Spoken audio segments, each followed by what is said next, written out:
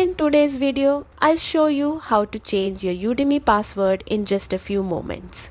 Whether you want to boost your account security or simply update an old password, the process is quick and straightforward. Start by opening your web browser and searching for Udemy. Click on the official website, and once you're on the home page, sign into your account if you haven't already. After logging in, look at the top right corner of the screen and click on your profile picture.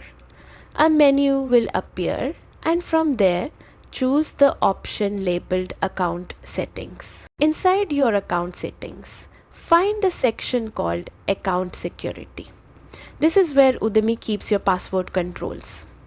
You'll see a pencil icon next to your current password. Click on that icon to begin changing it. Now enter your new password. Make sure it's strong by including a mix of letters, numbers, and special characters. Take a moment to double check it so you don't run into login issues later.